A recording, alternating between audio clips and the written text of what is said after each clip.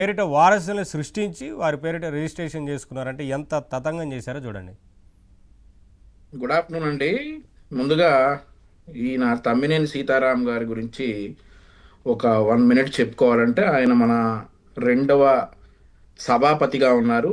సభాపతిగా ఉన్న సమయంలో మరి వివాదాస్పదంగా ఆయన వ్యవహరించినటువంటి తీరేంటంటే ఒక వైరస్ని ఒక కులంతో పోల్చాడు ఈయన.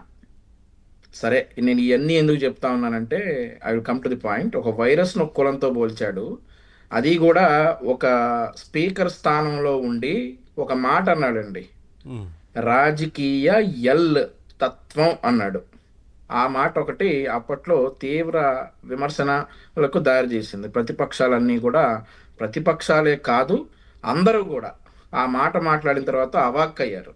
ఆ తర్వాత మరొకటి ఏంటంటే ఆయన ఎప్పుడూ శాసన సభాపతి చైర్లో కూర్చొని నిద్రపోతూ ఉండేవాడు. సో మేమందరం ఆయనకి ఏమన్నా నిద్ర లేదేమో అని అనుకునేవాళ్ళం, కానీ ఆయన చైర్లో కూర్చొని ఎప్పుడెప్పుడు ఎవరెవరు భూములు మరి ఆయన కాన్స్టిట్యున్సీలో ఖాళీగా ఉన్నాయా అని చెప్పేసి ఆయన తిరిగిన రూట్లో అవన్నీ ఆలోచించుకుంటా ఉన్నారని ఇప్పుడు తెలిసింది. ఏదైతే ఈ 4 కోట్ల వ్యవహారం ఉందో, ఈ 4 కోట్ల రూపాయల భూ వ్యవహారంలో అడబాల రజని అనేటటువంటి వ్యక్తిని A1గా పెట్టారు. ఆ తర్వాత తెలుగు సతీష్ కుమార్, లక్ష్మణ్ రావు, త్రినాథ్లను వరుసగా A2, A3, A4గా పెట్టారు. ఆ తర్వాత A5గా ఇతని సతీమణి వాణి గారు, A6గా మన తమ్మినేని సీతారాం గారు, A7గా చిరంజీవి నాగ్ అని మన తమ్మినేని సీతారాం గారు అబ్బాయి. సార్ మీకు గుర్తుండే ఉంటుంది, మా ప్రభుత్వం 2014-19లో ఉన్నప్పుడు శాసన సభాపతిగా కోడెల శివప్రసాదరావు గారు ఉండేవారు. అప్పుడు ఆయనకి ఫర్నిచర్ అలవెన్స్లో వచ్చినటువంటి ఫర్నిచర్ మొత్తాన్ని తీసుకువెళ్ళమని ఓడిపోయిన తర్వాత 2019లో ఓటమి పాలైన తర్వాత ఆయన జూలై నుండి సెప్టెంబర్ వరకు ప్రభుత్వానికి 3 దఫాలుగా లేఖలు రాశారు అప్పటి వైసీపీ ప్రభుత్వానికి. కానీ వారు అవి తీసుకెళ్లకుండా, ఇవేవి తీసుకెళ్లకుండా ఈయన మీద ఫర్నిచర్ దొంగ అని శాసన సభాపతి అయినటువంటి కోడెల శివప్రసాదరావు గారి మీద నింద మోపితే ఆ నింద భరించలేక ఆయన ఆత్మహత్య చేసుకున్నారు. ఆత్మాభిమానం కలిగిన వ్యక్తి కాబట్టి ఆయన ఆత్మహత్య చేసుకున్నారు కోడెల శివప్రసాదరావు గారు. ఆ తర్వాత వచ్చినటువంటి శాసన సభాపతి, ఇన్ని వివాదాలకు కారణమైనటువంటి శాసన సభాపతి ఈరోజు చేసినటువంటి ఈ భూమాయలో ఎస్పీ గారు క్లియర్గా A1 నుండి A7 వరకు ఎవరెవరి పాత్ర ఎంత అనేటటువంటి విషయాలు క్లియర్గా చెప్పడం జరిగింది. ఒక వ్యక్తి బతికుండంగానే అతని పేరు మీద అతని పవర్ను ఉపయోగించి, ఏదైతే శాసన సభాపతిగా అతని పవర్ను ఉపయోగించి డెత్ సర్టిఫికేట్ తీసుకుని, ఆ తర్వాత డెత్ సర్టిఫికేట్ సంపాదించి నకిలీ మనుషుల్ని పెట్టి వారే వీరి వారసులు అనేటటువంటి ఒక నకిలీ వ్యవహారాన్ని క్రియేట్ చేసి ఈయనకి చెందినటువంటి 4 కోట్ల భూమిని సార్ గారి కుమారుడి పేరు మార్చుకోవడం ఏదైతే ఉందో, దీన్ని ప్రజలందరూ కూడా ఇప్పుడు తేటతలమైనటువంటి కుట్ర ప్రజలందరికీ కూడా అర్థమైంది. సో నేనేం క్వశ్చన్ చేస్తా ఉన్నానంటే, ఇది ఒక్కటేనా, ఇంకా ఇలాంటి భూభాగోతాలు నాకు తెలిసి 2023లో జరిగింది అని చెప్పేసి తెలుస్తా ఉంది. ఇది ఒక్కటేనా, లేదంటే తమ్మినేని సీతారాం గారి భూభాగోతాలు ఇట్లాంటివి ఎంతమంది మీద ఫేక్ డెత్ సర్టిఫికెట్ తెచ్చారు, ఎంతమంది నకిలీ వారసుని క్రియేట్ చేశారు, ఎంతమంది భూమిని దోచుకున్నారు అనేటటువంటి విషయాలు కూడా స్పష్టంగా తెలియరావాలి. ఏదైతే నాకు తెలిసి A1గా అడబాల రజనీ గారు, అదే బాధితులు ఇంకెవరైనా ఉంటే ముందుకొచ్చి కంప్లైంట్స్ ఇస్తే అవునండి విచారిస్తారు. నాట్ ఓన్లీ తమ్మినేని సీతారాం అండి, నాట్ ఓన్లీ తమ్మినేని సీతారాం.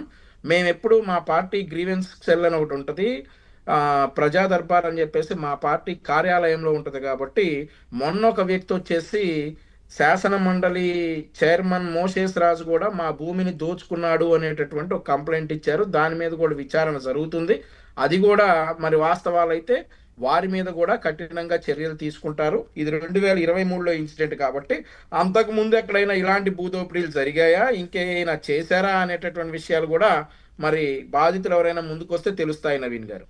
ఎందుకంటే గతంలో కూడా గ్రీవెన్స్ సెల్ అంతా ఏర్పాటు చేసినప్పుడు వేల సంఖ్యలో ఫిర్యాదులు వచ్చాయి. మరి పరిష్కరిస్తామని చెప్పింది ప్రభుత్వ అధికారులు కూడా చెప్తున్నారు. ఒక్కొక్కటిగా చేయాలంటే చాలా సమయం పడుతుంది కదా. ఇప్పుడు మీకు ఉదాహరణకు పెద్దిరెడ్డి రామచంద్రారెడ్డి గారు ఆ నియోజకవర్గంలో తీసుకుంటేనే కొన్ని వేలు వచ్చాయి, కొన్ని వేల ఫిర్యాదులు.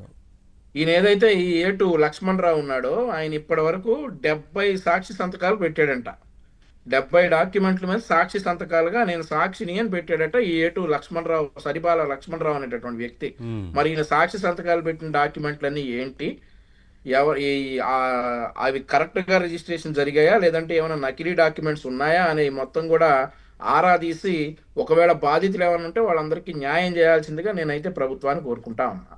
యా, రాంబాబు గారు నమస్తే అండి. నమస్తే సార్. మీరు ఫ్రేమ్లోకి రావాలి సార్. యా సార్, కోటేశ్వరరావు గారు చెప్పండి. స్పీకర్గా ఉండి కూడా తమ్మినేని సీతారాం గారు చాలా విషయాల మీద ఆ రోజున మాట్లాడారు.